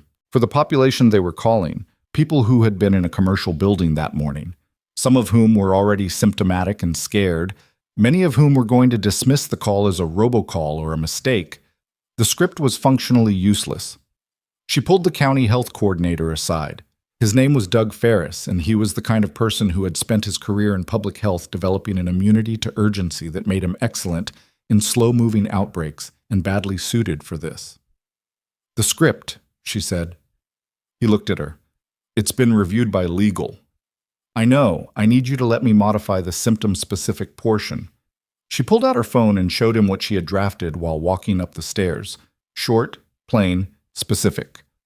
4 sentences telling the person what to look for, 2 sentences telling them what to do, 1 sentence telling them why. No qualifiers. No passive constructions. This will get more people to seek care in the next 2 hours than the current version will get in 4. Ferris looked at the text, looked at her. "Who are you exactly?" "I'm the person who identified the exposure at 7:42 this morning and has been managing the clinical response since 1 p.m., she said. "I'm also the person who knows exactly what these patients are going to feel as the night goes on. And I can tell you that the ones who come in now have a much better outcome than the ones who come in at midnight." He looked at the text again, made a sound in the back of his throat that was not quite agreement but was not disagreement either. "Stay consistent with the county's information release." "I will." He handed the sheet back. "Don't make me regret this." She didn't answer that. She took the modified script, briefed the call team in 4 minutes, and stayed long enough to hear the first 5 calls go out under the new version. The difference was immediate. She could hear it in the response patterns on the other end of the line, the way people who might have dismissed the call were instead asking follow-up questions. She left when she was confident the team had the rhythm. She had 9 other things to do. The Drayfield Transit Hub was 14 minutes from the hospital by car. She was not there. She was in a hospital. But Hargrove's team was there, and the radio traffic she was close enough to catch in fragments told her the operation was moving. Not cleanly. Nothing ever moved cleanly, but moving. Vaughn had been in the transit hub. Whether he still was by the time personnel arrived was a different question, and the answer to that question was something she was going to have to wait for. What she knew, standing in the hallway outside the third-floor conference room at 9:47 p.m., was that the shape of the evening had changed in the last hour. The investigation was no longer contained within Callaway Regional. It had broken outward, into the building, into the city, into whatever network connected a man named Aldrich Vaughn to a commercial property in Drayfield, and a list of names that included Warren Greer. And Gerald Holt was still in the building. She thought about the phone call she'd overheard, the fragments, the records, before they. Marwick. Marwick was the name that stuck. She had looked it up in the 20 minutes she'd had to herself between the ICU and the call center, running it through the hospital's administrative directory without finding anything. Then she had tried a broader search, limiting herself to the 30-second window she had before her next task, and found a single hit, a property management consultancy registered in the state, with a listed address in Drayfield. She had sent the name to Reyes 90 minutes ago. She had not heard back. She pulled out her phone. Still no response from Reyes. The radio traffic had gone quiet, which was either because the transit hub operation was in a sensitive phase or because the communication channel had shifted. She didn't know which. She was walking back toward the ICU to check on Greer's repeat EKG when she heard footsteps behind her. Quick, purposeful, the kind that were trying to catch up to someone without appearing to be trying. She turned. Linda Foss, the HR director, who had sat in the corner of Holt's office with a notepad 6 hours ago and said nothing. She looked different now. The composure was still in place, technically, but it was being maintained with visible effort, the way a structure looks stable right up until the moment it isn't. Ms. Voss. She stopped when Nora stopped, glanced both ways down the hallway, which told Nora everything she needed to know about what this was. I need to speak with you, privately. I'm in the middle of I know, 2 minutes. They went to the small alcove near the linen storage. Linda Foss stood with her arms crossed in a way that suggested she was trying to hold herself together rather than project authority. I want you to understand something, she said. I was not aware of the extent of what Gerald had... She stopped, restarted. The inspection records. I processed the administrative filing on the state inspector's visit because that comes through HR as a compliance function. I filed what I was given. Were you aware the documents you filed had been altered? A pause, shorter than it should have been. I didn't look closely. He told me it was routine. Nora looked at her. There was a version of this conversation where she offered something that would make Linda Foss feel better about where she stood. She didn't have the energy for that version, and she didn't think it would serve anyone. You need to tell the investigators exactly what you just told me. Will that... Foss stopped herself before finishing the sentence. I don't know what it will do for you, but right now the investigators are building a picture, and they're going to build it with or without your cooperation. The picture they build with your cooperation will probably be more accurate. She paused. If you genuinely didn't know the extent of it, that matters. But it matters a lot less if you tell it to me than if you tell it to them. Foss looked at her for a moment. Then she nodded. Not a confident nod, not a decisive one, but a real one. The kind that cost something. Thank you, Foss said. Nora didn't know what to do with that exactly. She left it alone. Come with me. I'll take you to them. She delivered Linda Foss to Sato at 10:15 and kept moving. Greer's EKG came back 20 minutes later. The ectopics had reduced by roughly 60%, not resolved, but significantly improved, which told her the magnesium was doing what she'd hoped, and that the lidocaine was not yet necessary. Moran paged her with the result and added a single line. Good call. 2 words. Nora stood in the elevator reading them and felt something loosen slightly in her chest. Not relief, not quite, but the fractional easing that comes when a decision that mattered turns out not to have been wrong. She was on the elevator between the 2nd and 3rd floor when her phone buzzed. Reyes. Finally. The text was 3 lines. Marwick Property Consultants, registered agent Gerald Holt, filed 2019, found through State Business Registry, sending to Brecht now. She stood in the elevator as the doors opened. She read the 3 lines again. Marwick was Holt's company. Gerald Holt, director of Callaway Regional Medical Center, had a property consultancy that was registered in the state. She didn't know yet where Marwick sat in the holding chain for the Meridian Tower. But she knew that Holt had been on the phone saying that name, Marwick, before they... And she knew that the Meridian Tower's property structure involved shell entities linked to Aldrich Vaughn's associate network. And she knew that the document trail of falsified safety records at Callaway Regional was going to look very different now that the man who had filed those records had a registered company with a name he had been urgently whispering into a phone on the night federal investigators arrived at his hospital. She walked off the elevator. Brecht was coming down the hallway toward her, and from his expression she knew Reyes had already transmitted what she'd sent. Voss, he said, you found this? I heard the name. Reyes ran it. When did you hear him say it? 9:18 p.m. I documented it at 9:21. She pulled up the note on her phone and showed him. He took a photo of it with his own device. Where's Holt now? I don't know. He was in the administrative alcove near the 2nd floor elevators the last time Brecht was already on his radio.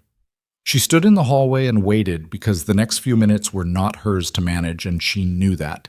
She had handed the piece to the people whose job it was to use it. What happened with it was in their hands. She used the 3 minutes she was standing still to check the outreach call log on the county's shared system. 47 additional contacts made since the script modification. 12 had reported symptoms consistent with low to moderate exposure and been directed to the ER or the county urgent care sites that had been activated. 4 had reported more serious symptoms and were being prioritized for immediate transport. 4 people who might not have called without the modified script. 4 people who were now coming in while the treatment window was still open. She let herself hold that for exactly 1 moment, then her pager went off. Terrence in the ICU. She moved. Greer was awake. Not fully. There was still the medicated, heavy-lidded quality of someone whose body had been through a significant insult and was communicating its displeasure. But his eyes were tracking, and his responses to Terrence's questions were coherent.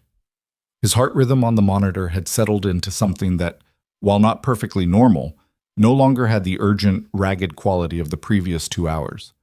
He looked at Nora when she came in. It took him a moment to place her. "You were here this morning," he said. His voice was rougher than it had been, worn at the edges. "Yes." "You tried to—" He stopped, seemed to be negotiating with the effort of speaking. "They made you leave." "Yes."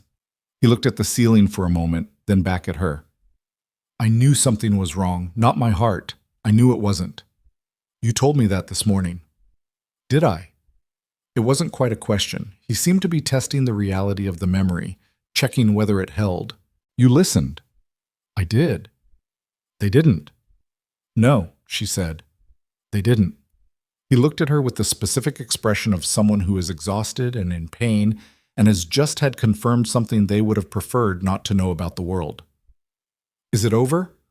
What happened in that building? Is it—" "The investigation is ongoing," she said. "The building is secured. You're stable. That's what I can tell you right now." "My son came?" "He's in the waiting room. He got here about 2 hours ago. Dr. Moran briefed him on your condition." Greer's face shifted. The particular relief of a parent whose first concern, even in a hospital bed, is whether someone knows where their child is. "Can he—" "I'll have the nurse bring him up in a few minutes. I need to check a few things with your chart first." She checked the chart. It took 7 minutes. When she looked up, Greer had drifted partially back into sleep, his breathing slow and even. She stood at his bedside for a moment longer than was strictly necessary. She had held his intake form this morning. She had heard him say, "Not my heart," in a voice that cost him something. She had been removed from his case 6 hours before any of this was resolved, by a man whose name was now appearing in an investigation that had taken on a shape none of them had anticipated when the morning started. She left the room and told Terrence to clear the son's visit. The arrest happened at 11:40. She was not present for it.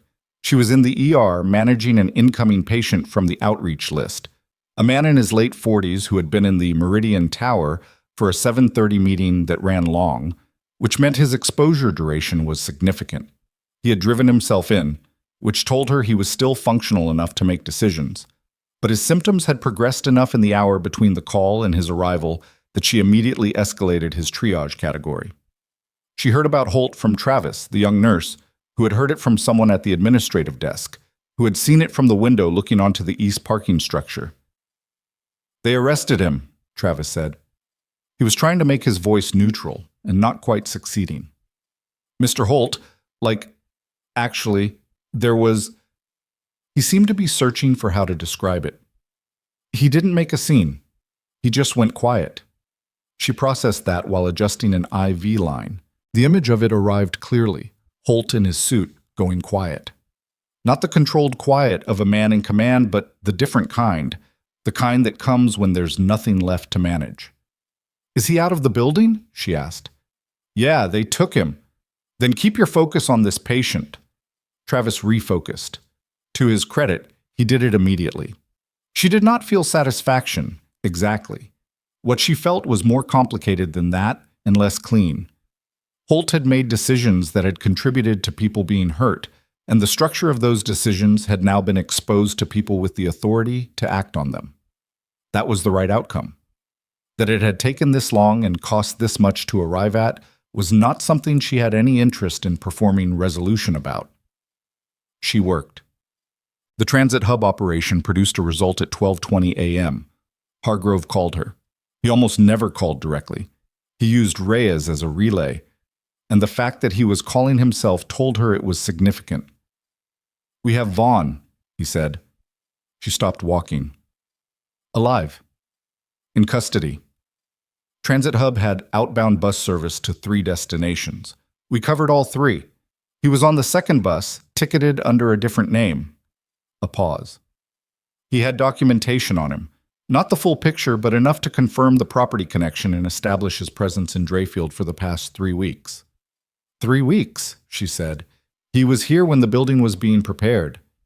Yes, and Nora... He paused in a way that told her the next piece was the one that had taken him a moment to figure out how to deliver. The documentation he had, there's a section of it that concerns the hospital. She stood very still. Callaway Regional, Hargrove said. The monitoring gap, the falsified inspection record. It's in his documentation as a known condition, a vulnerability. The shape of it assembled in her mind without her having to work at it. He knew the hospital's monitoring protocols were compromised because the gap in Callaway's environmental monitoring meant that if patients from the Meridian Tower presented here, the clinical staff would be less likely to identify the exposure correctly. Yes, he paused. Or more likely to be dismissed if they did. She heard what he wasn't saying. The falsified records at Callaway, the monitoring gaps, the culture of institutional dismissal that had let her concerns be overridden for 6 hours. It had not simply been negligence. It had been known. It had been, in some operational calculation, that she was still not seeing the full scope of useful. Holt, she said, his connection to the Meridian Tower's holding chain, being established. We have enough to hold him on the falsification charges. Whether the Vaughn connection rises to something beyond that is what the next several days are going to determine. He paused. You okay? The question surprised her slightly, not because it was inappropriate, but because it arrived from a direction she hadn't been expecting. I've got patients to manage, she said. I'm fine. I know you are. Another pause. The documentation Vaughn had, the section on the hospital. It names the director as a known point of access. It also names the monitoring gaps that were created by the falsified records. He waited a beat. It does not name you. What it does have is a flag. Someone had noted in the operational documentation that there was a risk of accurate identification if certain nursing staff were... He stopped. If nursing staff with relevant field background were on duty during an exposure event. She absorbed that. They tried to account for me. Not by name, by category. His voice was careful. It wasn't sufficient. No, she said. It wasn't. That's because of you, not despite the system. You. She didn't answer that. Get some rest when you can, he said. Tomorrow is going to be a long day. Tomorrow is already today, she said, and ended the call. Pud. She went back to the ER. 3 more incoming patients from the outreach list came in between 1 and 2 a.m. All lower exposure, all presenting with symptoms that were uncomfortable and distressing, but not immediately life-threatening with the right supportive care. She managed each intake with Travis and a nurse named Guo, who had come in early from a night shift and was good enough that Nora trusted her without having to explain everything twice. At 2:15, she sat down for the first time in approximately 6 hours. She sat in the break room, at the small table against the wall, with a cup of water she'd meant to make coffee and had forgotten to. The room was empty. The vending machine hummed. Outside the door, she could hear the ER at its late-night rhythm. Quieter than the day, not quiet. She sat there for 11 minutes. She thought about her documentation from 9:22 that morning. She thought about the moment in Holt's office when he had said, "Be careful," and she had decided it was a threat worth noting and not worth responding to. She thought about Kessler saying a name with the specific exhaustion of someone confessing something they'd been carrying longer than they could manage. She thought about Pam Ostrowski standing in the medication room with a copy of a safety report she had kept for 18 months because she had learned that you kept copies of everything. She thought about Travis asking whether Kessler was going to make it. She drank the water. Then she stood up, threw the cup away, and went back to the floor. The morning came in increments. Not a dramatic shift, but the slow, accumulated lightening of a building that had been running through the night and was now beginning the transition to day shift. Staff who had been here for 18 hours were being replaced by staff who didn't yet know what the last 18 hours had been. The briefings took longer than they usually did. Nora stayed for all of them. At 6:45, Felicia Moran found her in the ICU corridor and said, without ceremony, "Greer's rhythm normalized at 4:30. He's been in stable sinus since. His pressure is holding, his creatinine is down another point, and his son hasn't left his room." The other ICU patients? Haas is the most critical of the remaining. I think she's going to make it, but she's going to be in here for at least another week. Moran paused. The others are trending in the right direction. Nora nodded. She was running on the specific fuel of the very tired, not energy exactly, but forward motion, the body's understanding that stopping fully is not yet an option. "You should go home," Moran said. "I will. I mean today, in the next few hours." "I know." Moran looked at her in the particular way she had, evaluating without being unkind, seeing more than she commented on. "They're going to want to talk to you again. Brecht, Sato, the investigators." "I know. And there's going to be after this. When everything starts coming out about Holt and the records, there's going to be an institutional response." She chose her words carefully. "You were right, yesterday, from the beginning, and a lot of people here are going to have to sit with the fact that they let that process be overridden in ways that cost time we didn't have." Nora looked at her. "Does that include you?" A pause. "Yes," Moran said. "It does." The honesty of it was worth something. Nora didn't perform generosity she didn't feel, but she also didn't have any interest in sharpening the edges of a moment that had been earned by both of them. "You came through," she said, "when it counted. Barely. Barely is enough." Moran made a small sound that wasn't quite agreement or disagreement. "Go do whatever you have to do, then go home." She had two more things to do. The first was Ostrowski. She found her at the charge nursing station at 7:10, running handoff with a competence that hadn't slipped through any of the previous 18 hours, which told Nora something about the kind of person she was dealing with. "The investigators are going to want your original copy of the safety report," Nora said. "Do you have it somewhere they can access it?" "Already gave them a copy last night. I kept mine." Ostrowski looked at her steadily. "It's the kind of thing you give them a copy of." Nora almost smiled. "Yes." "There's more," Ostrowski said. "Not just that report. I've been thinking about what else I've kept." She lowered her voice slightly, not secretively, but as a courtesy to the space. "There are two more internal memos. Staff concerns from 3 years ago about the maintenance vendor Holt brought in, a company that had connections to a property management firm. I flagged it at the time as a conflict of interest concern, filed it, never heard back." Nora stood very still. "A property management firm. I didn't know then what it might connect to. I thought it was just standard cronyism." Ostrowski's face was careful and specific. "Now I think it might be something else. Give everything to Brecht today, not Sato. Brecht is leading the financial documentation track." Ostrowski nodded. "One more thing." She looked at Nora with the directness of someone who has decided to say something they've been holding back. "I've been at this hospital for 22 years. I've watched a lot of people come through here who were good at their jobs and couldn't get anyone to listen. You weren't the first." She paused. "You were the one who didn't stop. I want you to know that mattered." Nora held her gaze for a moment. There were several things she could have said. She chose the one that was true without being more than she could carry right now. So did you. The second thing was Dr. Strand. She didn't seek him out.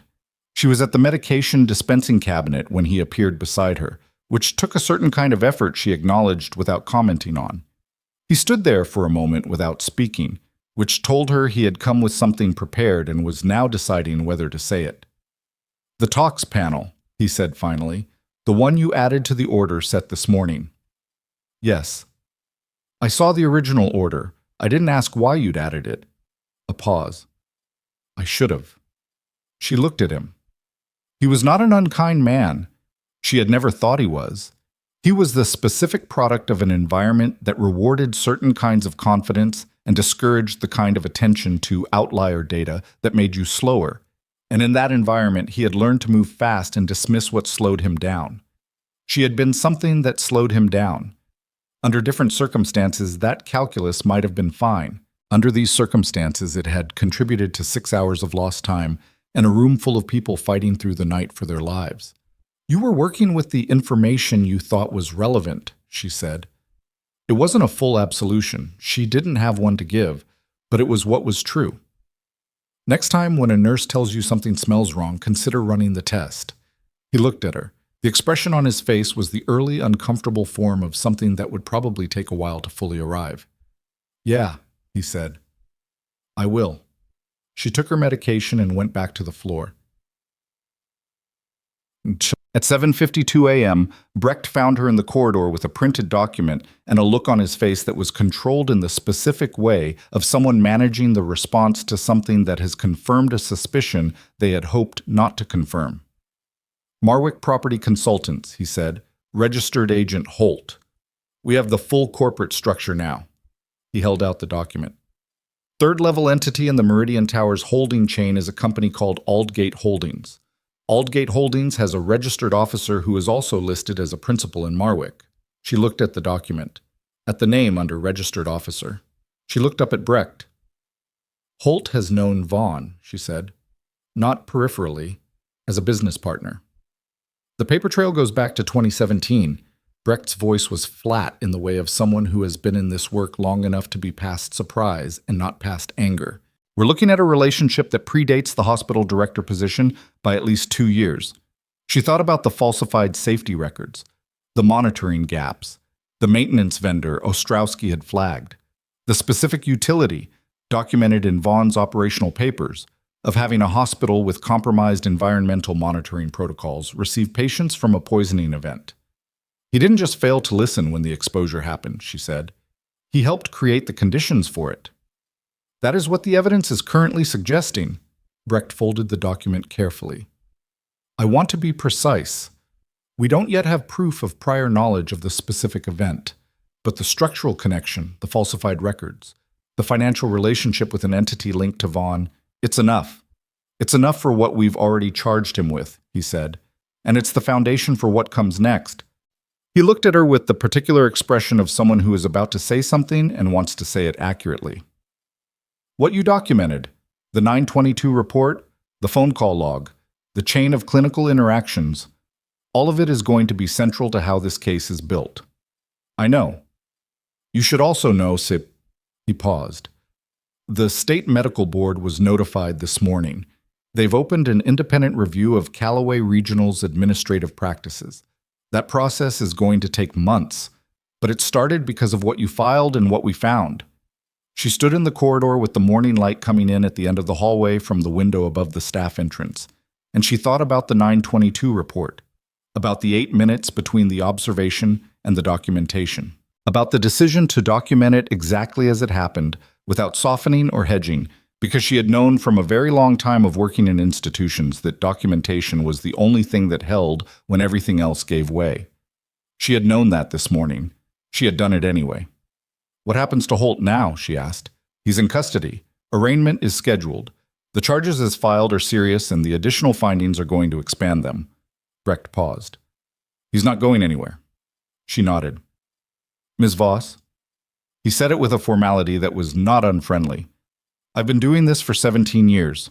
The chain of events yesterday, the way you identified this, documented it, maintained the clinical response, and continued feeding information into the investigation while running an ER. I want you to know that is not ordinary. She looked at him.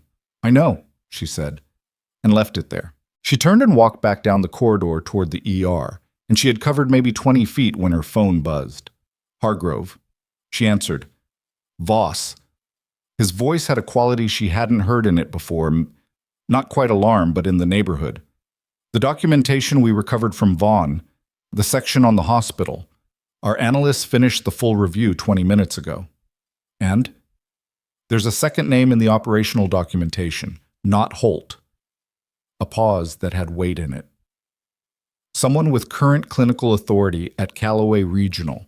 Someone who has been providing internal information about hospital operations, staff schedules, and patient intake patterns for the past 7 months. She stopped walking. Who? She said. He told her. She stood in the corridor and the morning light came through the window at the end and she looked at it for a moment without seeing it, and then she said very carefully, "Are you certain?" The documentation is explicit. We're looking at a second arrest, Nora. Today. She was already running through the last 18 hours. The interactions, the decisions, the moments when information had moved through the ER in directions that she hadn't fully traced. The picture was reorganizing around something she should have questioned earlier and hadn't, and the cold, specific weight of that sat in her chest without asking permission. "Where are they right now?" she said.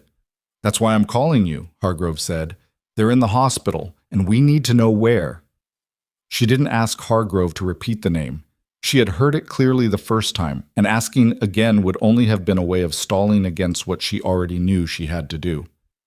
"Give me 4 minutes," she said. She ended the call and stood in the corridor for exactly 3 seconds, not hesitating, just locating herself in the situation accurately before she moved inside it. Then she turned and walked back the way she had come, past the nursing station, past the medication cabinet, to the east corridor where the ICU stairs were, because that was where she had last seen him. Dr. Philip Strand was not in the east corridor.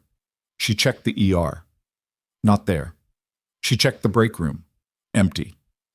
She was pulling out her phone to call Reyes when she came around the corner near the administrative alcove and found him standing at the window, looking out at the parking lot in the way people look at things they are not actually seeing.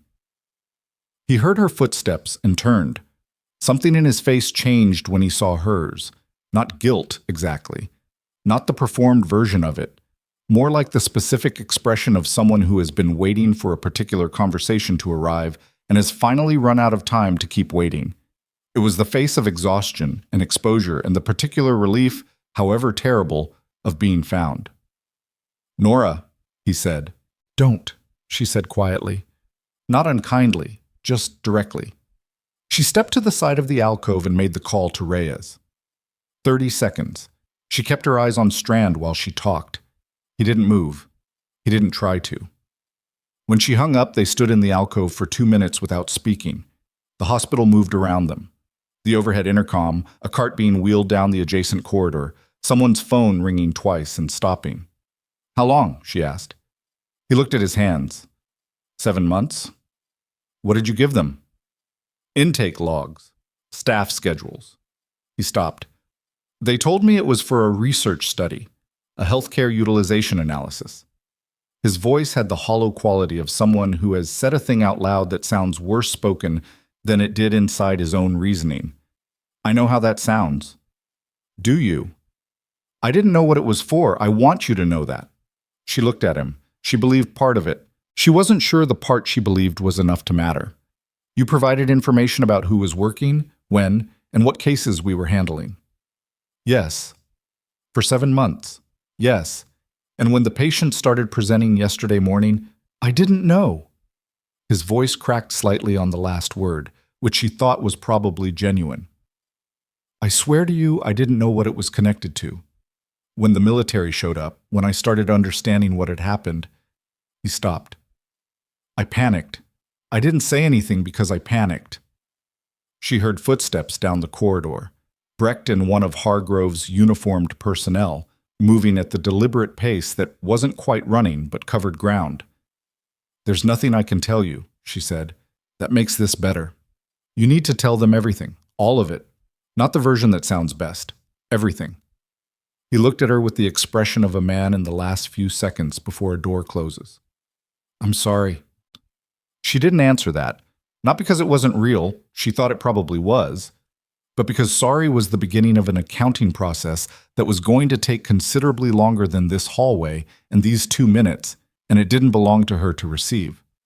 Brecht reached them.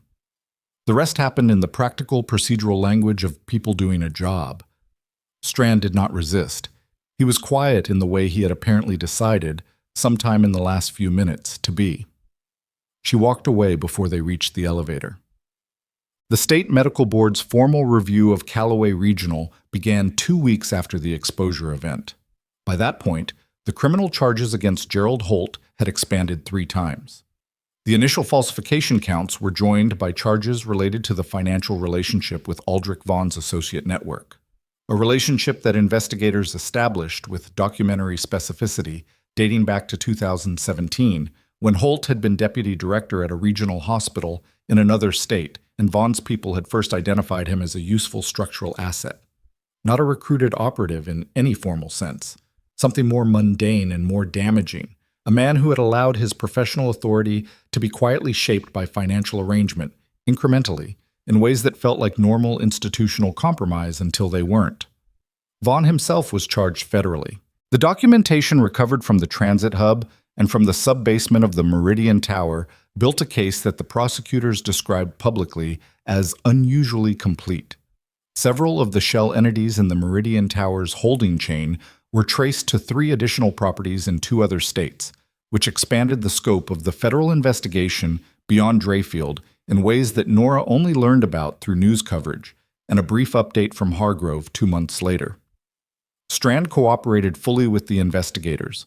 His cooperation was documented, weighed, and factored into what followed, which was the suspension of his medical license pending review and a formal investigation into what his information had contributed to. The investigators were careful about the distinction between providing information under false pretenses and active participation in the event itself. The distinction mattered legally. It did not make the thing smaller. 8 of the 12 patients survived and recovered, which was not a clean number and was not supposed to feel like one. Martin Falk, the man who had stayed in the 6th floor conference room because he felt fine, was reached in time. He spent 11 days in the ICU and was discharged on a Tuesday morning with a recovery arc that his physician said would take the better part of a year. He sent a card to the nursing staff. It arrived on a Thursday. Nora read it in the break room and left it on the bulletin board. 2 patients did not make it. Both were in the high exposure group. Both arrived after the period when treatment could have altered the outcome. She knew their names, and she kept them the way she kept certain things. Not spoken about often, not forgotten. Greta Haas, the woman from the 6th floor who had thought of her colleagues while barely able to breathe, was discharged after 9 days. She stopped at the nursing station on her way out and asked to speak to whoever had been her nurse in the first hours. Terrence pointed her to Nora, who was charting at the adjacent station. Haas stood there for a moment, using the arm of her husband for balance, looking at Nora with the particular attention of someone who has been told a story they weren't present for and is now trying to reconcile it with the face in front of them. "They told me you identified what was happening before anyone else did," Haas said. "I raised a concern," Nora said. "Other people acted on it." "They also told me the concern was dismissed for several hours." Nora didn't answer that. "I'm an attorney," Haas said. "I'm going to be paying attention to what comes out of this investigation." A pause. "I wanted to see who you were." "Now you have," Nora said. Haas looked at her for another moment. Then she nodded, the specific nod of someone who has made an assessment and will act on it, and left with her husband. Warren Greer was discharged after 12 days. His son Marcus was with him. On the way out, Greer stopped in the corridor outside his room and stood for a moment looking at the hallway with the particular awareness of someone who understands they are in a place they came close to not leaving. Nora was passing with a chart, and he saw her. "You stayed," he said. It wasn't quite what he meant, she could tell. He was reaching for something more specific and hadn't fully found it. "Everyone else managed the case. You stayed with it." "It was my job," she said. "So was it theirs?" He paused. "It wasn't the same thing." She held his gaze for a moment. "Take care of yourself, Mr. Greer." "I will," he said. And then quietly, before she walked away, "Thank you." She kept walking because stopping would not have helped either of them. The public ceremony was Hargrove's doing, or partly his. She suspected Ostrowski had something to do with it, and possibly Greta Haas, whose presence at the planning stage she later confirmed indirectly. It was held 6 weeks after the exposure event in the Drayfield Municipal Auditorium, which was larger than necessary, but was used because the smaller venue had filled before they finished the guest list. Nora wore her own clothes. Not a uniform, not scrubs, just what she had chosen to wear, which was unremarkable and fine. The program honored 11 people, including county public health workers, Hargrove's team, members of the Emergency Response Network who had managed the outreach calls, and Pam Ostrowski, who received her recognition with the expression of someone who has been doing the right thing for 22 years and has some complicated feelings about it requiring a public occasion. When it was Nora's turn, she walked to the front of the room without a prepared speech, because she hadn't written one.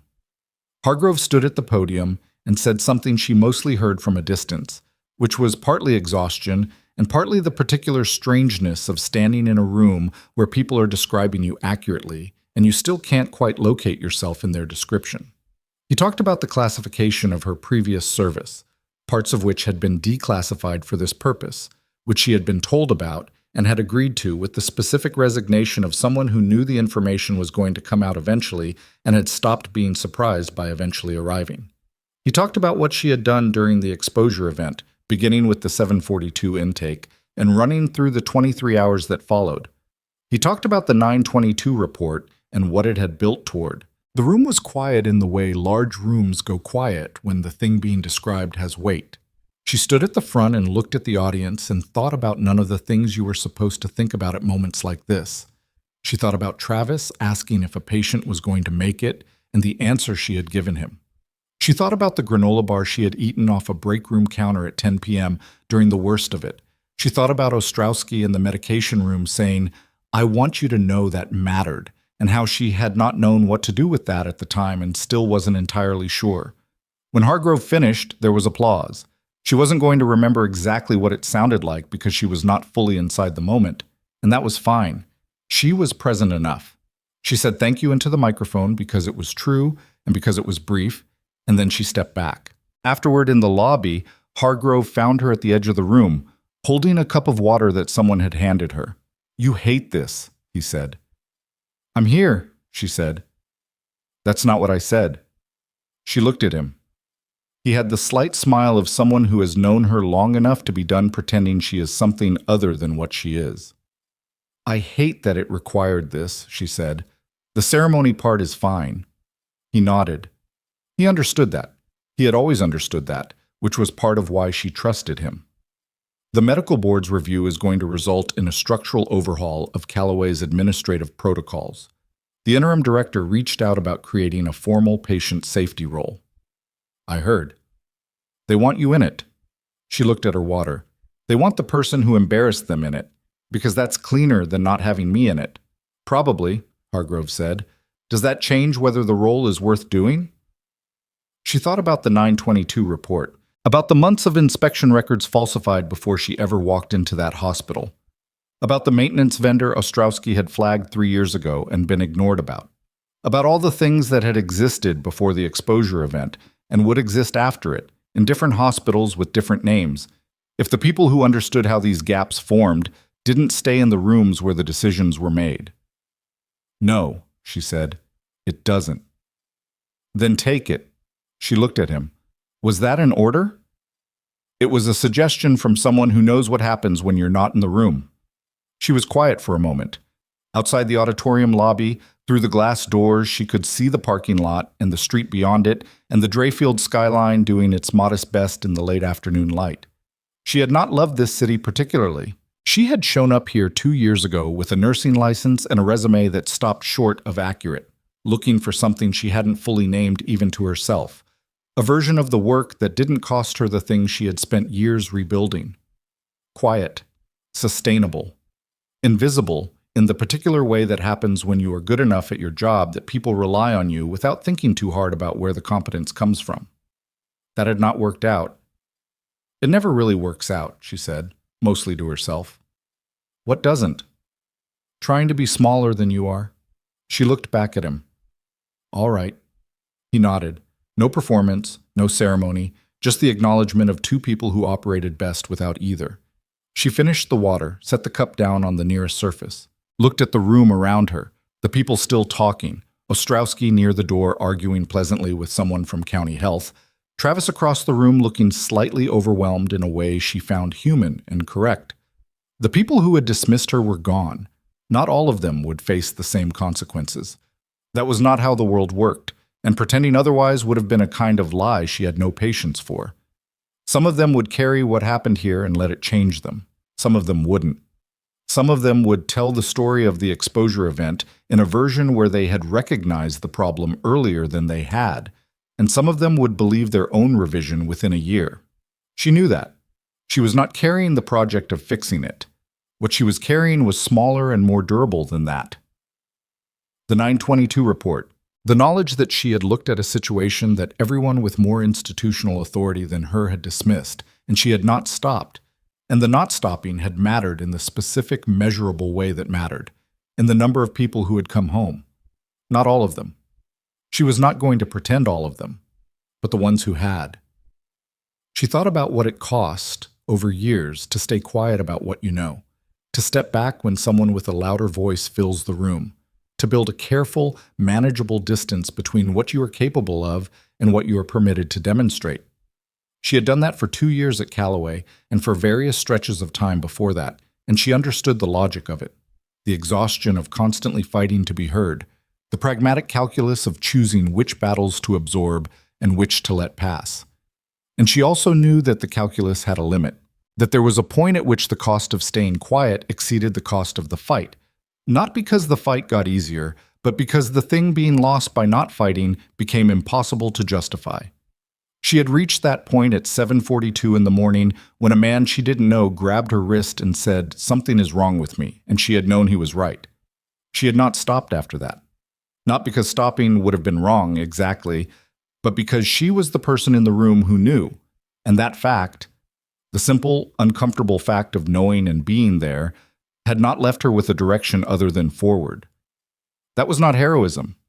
She was skeptical of the word and what people did with it.